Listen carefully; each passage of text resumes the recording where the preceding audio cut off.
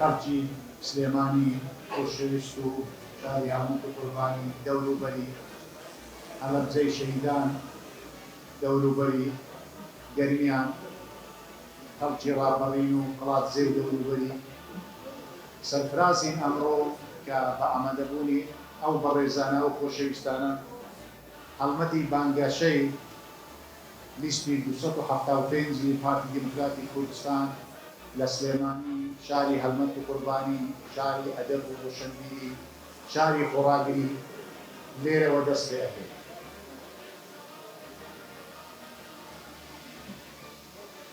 ئێمە چۆن سەرفرازی ئەمڕۆ کە ئەم بانگێشەیە دەست پێ ئەەکەین بە تەئکید دەگەڕێینەوە بۆ ئەو مێژووی ئەو حزبەی کە ڕێبەرایەتی ئەو بانگەشەیە یان ئەم حەملەیە ئەکاتن بۆ هەڵبژاردن. پارتی دیموکراتی کوردستان بە درێژایی مێژوو پارتی جەماوەری خەڵکی کوردستان پارتی و بارزانی نزیکە سەدەیەکە لە خەبات و تێکۆشانی بێوجاندان بۆ دەستکەوتەکان بۆ پاراستنی خەڵکی کوردستان بۆ ئازادی بۆ سەرفرازی بۆ دیموکراسی. پارتی دیموکراتی کوردستان گەورەترین شانازی پێبڕاوە کە ڕێبەرایەتی گەورەترین شۆڕشی کردووە. پارتی لە شۆڕشی ئەیلولی مەزن کە زۆرتان لێرە ئامادەن شۆڕشێکی سەرتاسەری کە بۆ شۆڕشی خەڵکی کوردستان و دەستکەوتی گەورەی بەدەستینە لە ڕێکەوتنامە 11 ئازاد. پارتی لە دوای نەکسەی 75 لەبەرەوەی ڕەگ و ڕیشەی لەناو خەڵکی کوردستان بوو. پارتی بە نەکسەی 75 نەشکە و چونکە پارتی خەڵک بوو، پارتی جەماوەر بوو، پارتی بیر و باوەڕی خەڵکی بوو، هەڵسایەوە شۆڕشی گوڵانی دەست پێ کرد. لە شۆڕشی ئەیلولی مەزن وەرە شۆڕشی گوڵانی پێشکەوتن خواست لە هەردوو شۆڕشدا خەڵکی ئەو دەبەرە، خەڵکی سلێمانی، خەڵکی دەوروبەری سلێمانی، هەڵەبجە، هەورامان، شارە زور، شار باژێر، هەموو دەوروبەر گەرمیان بە هەموو شوێنەکانیەوە ڕاپەڕین بە قەڵاتزێ و هەم دەوروبەریەوە دەوری سەرەکی و دەوری کاریگەریان هەبوو. ئەو کاتانەی کە کوردستان پێویستی بە خوێن و بە قوربانیدان بوو، خەڵکی کوردستان بە گشتی و بە تایبەتی ئەو ناوچەیە ڕۆڵی کاریگەر و گەوران و لە ڕاپەڕینی خەڵکی کوردستانیشدا کوردستان بە گشتی و بە تایبەتی ڕاپەڕین هەلە ڕاپەڕین دەستی پێکرد و هەموو شارەکانی کوردستانیشی گرتەوە و بە تایبەتی ئەو دەبەرە و لە پێکینانی حکوومەت لە هەموو ئەو قۆناغانەی خەباتی سیاسی خەڵکی ئەو دەبەرە ڕۆڵی کاریگەر و بەرچاوی هەبوو. بەڕێزان خۆشەویستان، خەباتی ملەتی ئێمە تەنها خەباتی شاخ و چەکداری و پێشمەرگایەتی نەبوو. تەئکید حزبی سیاسی وەسیلە بووە بۆ بەدەستهێنانی ئامانجی گەورەتر. بە تەئکید ئامانجەکەش ئازادی و دیموکراسی بوو. لە سایەی خەباتی ئازادی و دیموکراسیشدا ملەتی ئێمە خەڵکی کوردستان ئامادەیی تێدا بووە، ئامادەی بووە ئیستیعاب تەفاعول لەگەڵ واقعی سیاسی و کۆمەلگای پێشکەوتوی دنیا بکات.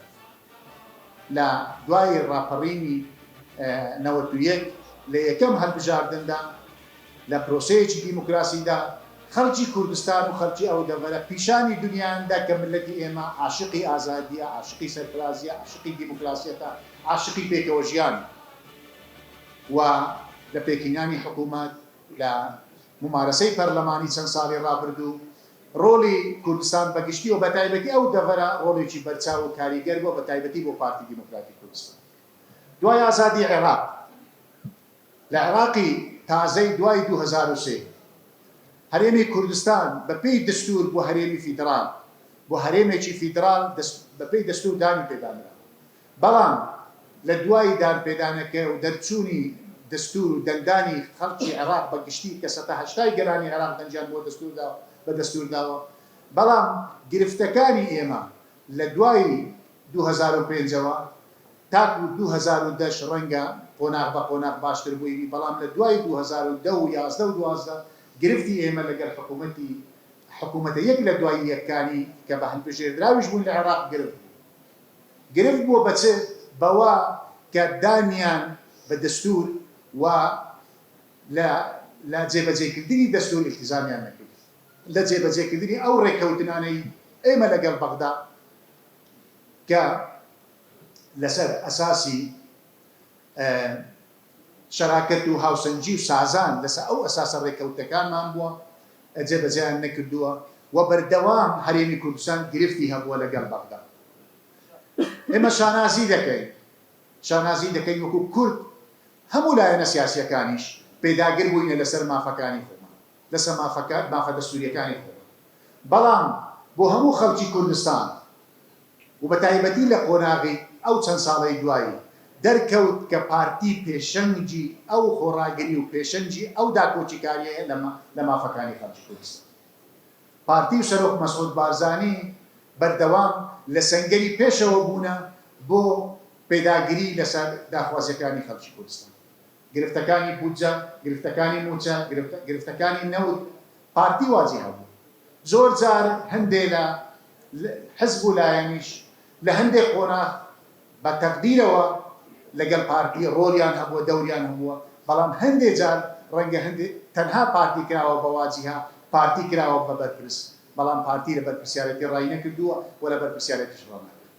بەڵام بە تەکیدیش پەیاممان بۆ خەڵکی کوردستانە لەو هەڵبژاردنە، پەیاممان بۆ خەڵکی سلێمانیە، بۆ دەوروبەر، بۆ هەڵەبجە، بۆ گەرمیان، بۆ ڕاپەڕی، بۆ دەوروبەری ئەبێ خەڵک خوێندنەوەی هەبیت.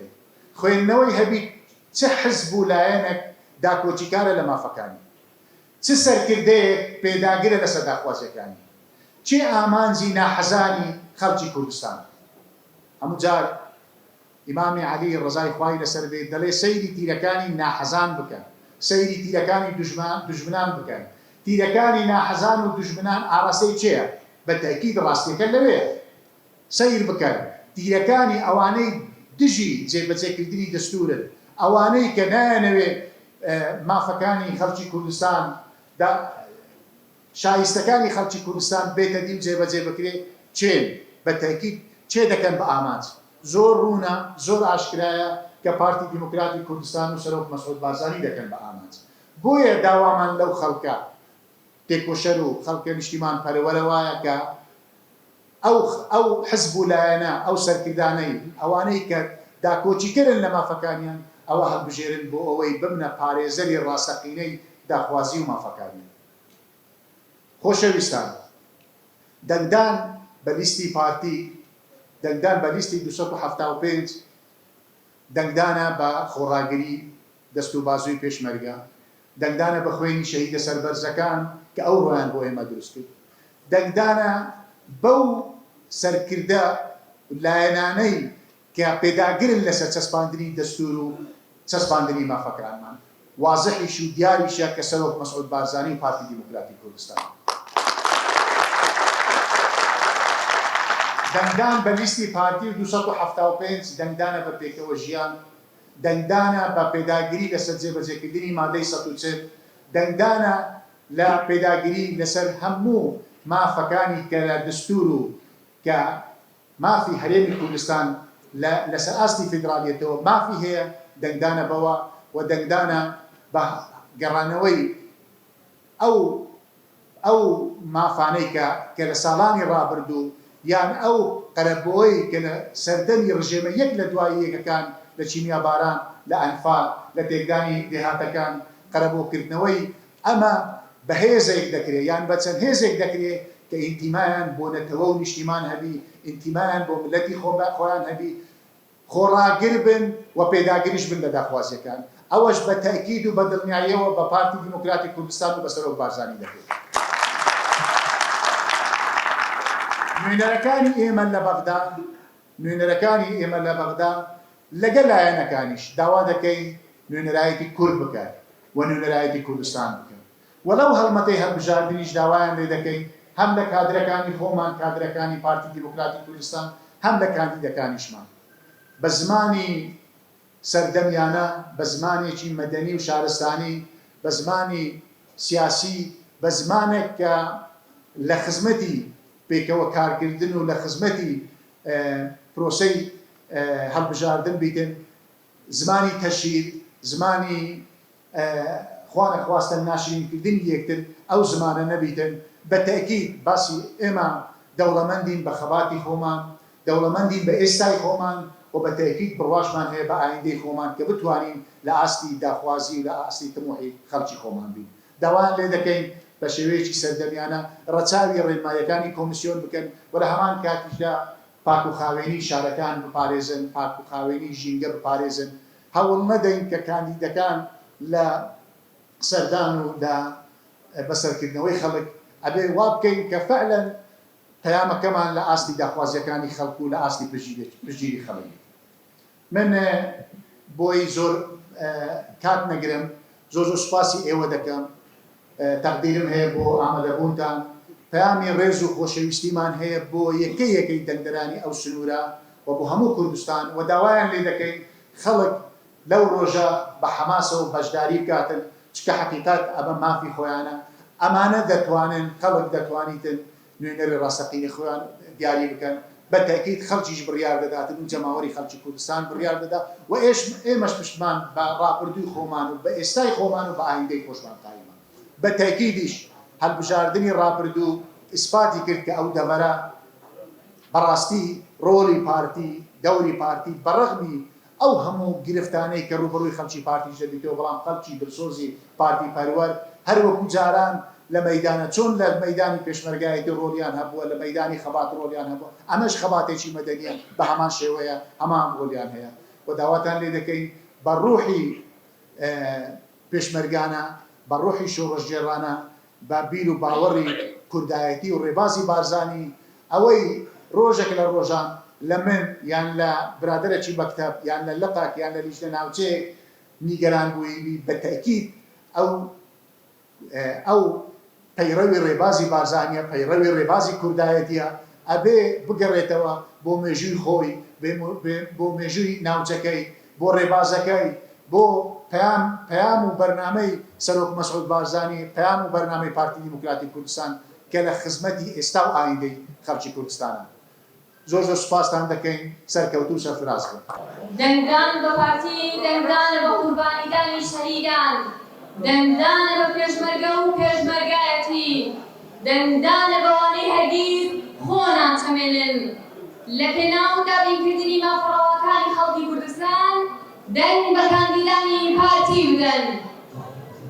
بە ناوی خۆی گەورە و میهرەبان، جەماوەری سەربەرزی کوردستان و شاری سلێمانی هەڵەبجە ڕاپەین و گەرمیانی خۆشەویست، ئەمڕۆ 5 ئەیلولی 2025 وەکو لستی 275 پارتی دیموکراتی کوردستان بۆ هەڵبژاردننی ئەنجومەنی نوێنەرانی عێراق دەست بە هەڵمەتی بانگەشەی هەڵبژاردن و خستەڕووی پەیام و ستراتیژی پارتیمان بۆ قۆناغی داهاتوو حکومڕانی عێراق دەکەین. بەڕێزان، پارتیمان لە سۆنگەی قوڵ و باوەری پتەوی بە بنەماکانی هاوبەشی، هاوسەنگی و سازان کە ئەم سێ چەمکەشمان کردوتە دروشمی سەرەکیمان، بێگومان لە تێوانین و دویدی و تێگەشتنی و دووربینی سیاسەتی حەکیمانەی جەنابی سەرۆک بارزانیە سەرچاوی دەکرێت. پەیامێک تووڵە و گرنگیەکی زۆری هەیە، بەو پێیە هەر لە سەرەتای دامەزراندنی عێراقی نوێ لە دوای ساڵی 2003 هەردەم سەرۆک بارزانی جەختی لە پەیڕەوکردنی بنەماکانی هاوبەشی، هاوسەنگی، سازان کردوتەوە. بە کرداریش سەلماندوویەتی باوەری جێگیری بە بنەماکانی پێکەوژیان تەبایی هەیە لە نێوانی عێراقیەکان بە گەلی کوردستانشەوە. بۆیە ڕای دەگەنین ئێمە وەکو کاندیدانی پارتی دیموکراتی کوردستان پێگیرین بە پەیڕە و بەرنامە گرنگ و بە پێزەکەی پارتیمان و لە شەڕی مافە دەستووریەکان جددیتر و پڕ هەڵوێستر دەبین. هەر وەکو چۆن نوێنەرانی پارتیمان لە بەغدا بەردەوام لەسەر ماف و داخوازیێڕەوەکانی ملەتەکەمان سازشیان نەکردووە و بێدەنگش نەبوون بە هەمان ستراتیژی و بەرنامە بۆ جێبەجێکردنی مادەی 140 دەستور هەنگاو دەنێ و قاوارەی هەرێمی کوردستان دەپارێزین و بینەما ڕاستەقینەکانی شەراکەت، تەوافق و تەوازن بەدی دەهێنین. خەڵکی شاری سلێمانی، هەڵەبجە، ڕاپەرین و گەنمیانی خۆشەویست، پارتی دیموکراتی کوردستان خزمەتکردنی شاری بە شار و ناوچە بە ناوچەی کوردستان بە ئەرکی سەرشانی خۆی دەزانێت. پارتی و سلێمانی، هەڵەبجە و ڕاپەرین و گەنمیان دوانەیەکن هەرگیز لە یەک جیان نابنەوە. ئێمەش بەو پەیرە و پرنسیپە هەوڵی تەواوی گواستنەوەی قۆناغی ئاوەدانی و گەشەسەندن بۆ سلێمانی، هەڵەبجە، ڕاپەرین و گەنمیان دەدەین. هەروەکو ئەم شارانە خاوەنی مێژوویەکی درێژخایەن لە خەباتی بزنەوەی ڕزگاری خوازی گەلی کوردستان و هەموو توانایەکمان دەخەینە گەر بۆ خزمەتی ئەم دەبەر. دەنگدەرانی خۆشەویستی کوردستان و عێراق لە پێناوی گەشتن بەو ئامانجانە کار دەکەین تا عێراق ببێتە دەوڵەتی هەمووان.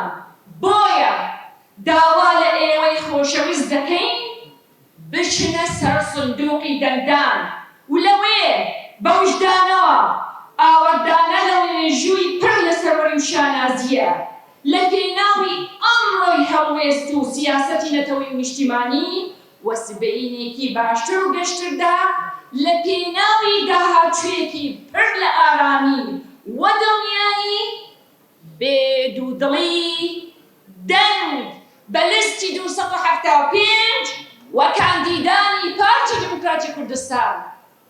بژی کورد، بژی کوردستان، بژی پێشمەرگە. بۆ ئەوەی کوردستان بە خۆڕاگری و پارێزراوی بمێنێتەوە دەنگ بە لیستی 275 پارتی دیموکراتی کوردستان بدەن.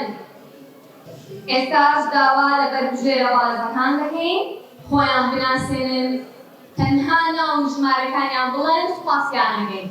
بفەرماین.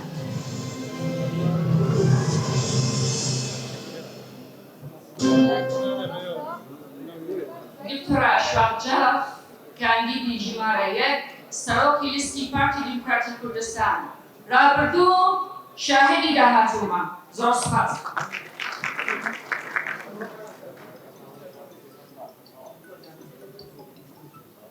بەناوی خی گەورە و میهرەبان، دکتۆر حەسەن مەحموود قامیشی، کاندیدی ژمارە 14 لەسەر لیستی 275 پارتیمان. پروفیسور دکتۆر کاڵ محەممەد فەرشقراقی، کاندیدی ژمارە 30.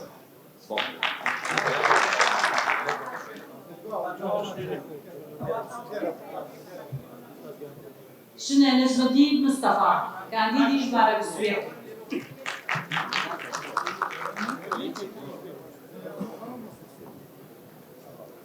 مامۆستا مستەفا شێخ خالید، کاندیدی ژمارە 32 لە لیستی 275 پارتی دیموکراتی کوردستان بازرگانی سلێمانی.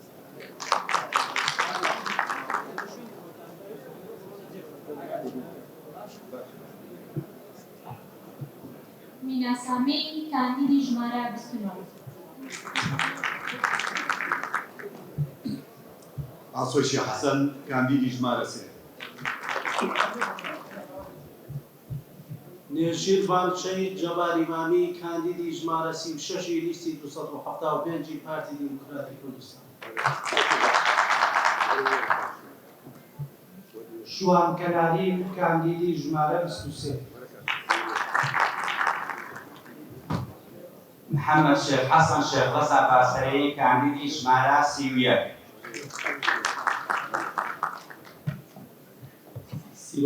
سیروانی شەهید حەمەد شەریف، کاندیدی ژمارە 22 لیستی 275 پارتی دیموکراتی کوردستان.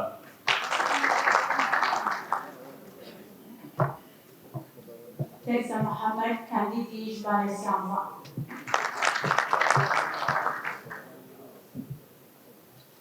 سەردەشتی شەهیدان کاندیدی ژمارە 19.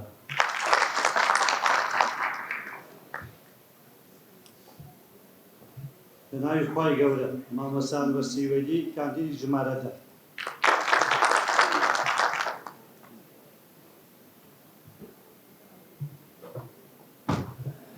بنای إخوای بخشودنی لبان مغفرور دکتر عمر رشید عبدالله عزیری کاندیدی ژمارە 9 لیستی 275 پارتی دموکراتی کوردستان.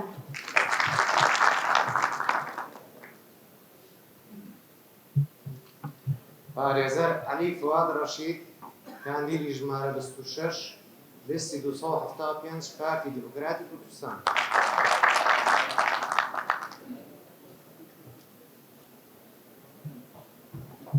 بەناوی خوای گەورە میهرەبان مەلا خالید پێشەوی کاندیدی ژمارە 15.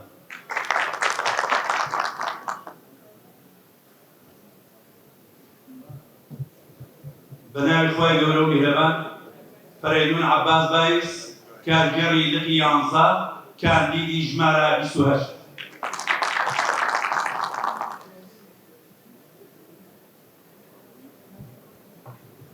سڵاوتان لەبێ دکتۆر بەکر عەبدوڵڵا شاه محەممەد بێسەری کاندیدی ژمارە 6.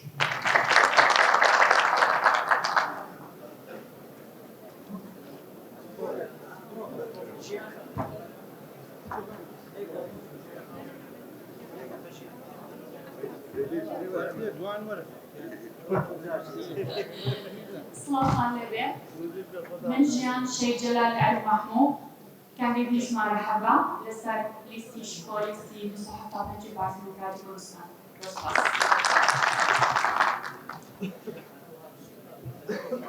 سڵاوی خوا بۆ هەموولایەک من ئەحمەد سوداشی کاندیدی ژمارە 7.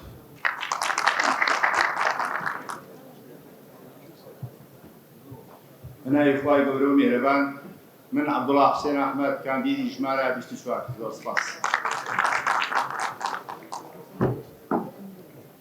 من سمیر غەریب مستەفا کاندیدی ژمارە 20.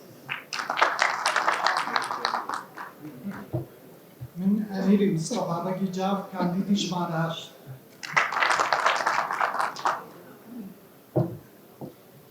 بنای إخوان پروفیسور دکتۆر نەزاکەت حوسێن کاندیدی ژمارە 33.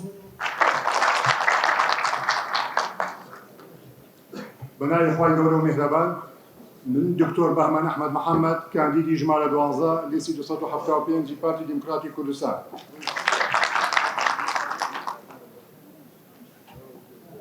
بەناوی خوددا ئاریان عەبدوڕەحمان ئیسماعیل ناسراون بە ئاریانی قەڵام کاندیدی ژمارە 2.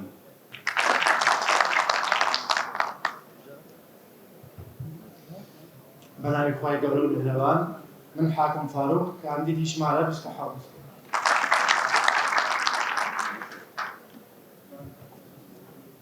بەناوی خوای گەورە و میهرەبان من دکتۆر سەردار ئاکۆ ناسراوم بە سەرداری کاکەمینی عەبدوزاغای ئێنزێ کاندیدی ژمارە 18 لە لیستی 275 پارتی دموکراتی کوردستان.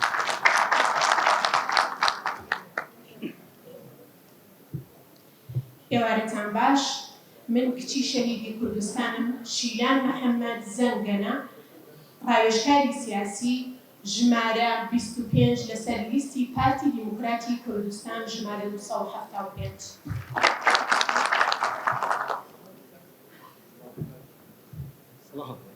من بەختیار هیجران کاندیدی ژمارە 11 لیستی 275 پارتی دموکراتی کوردستان. بەناوی خوای گەورە و میهرەبان من هاتوو عەلی سەمسەماڵی ژمارە 4.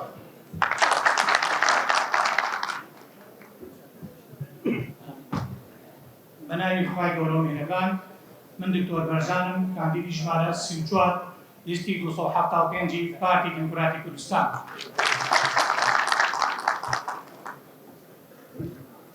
بنای خوای گەورە و میهرەبان من بەناز عوسمان ڕەمەزان کاندیدی ژمارە 5 لەسەر لیستی 275 پارتی دموکراتی کوردستان.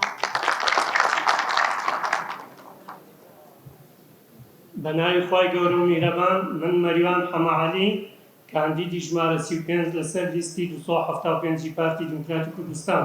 هەمووان بەرەو سەر کەوتن.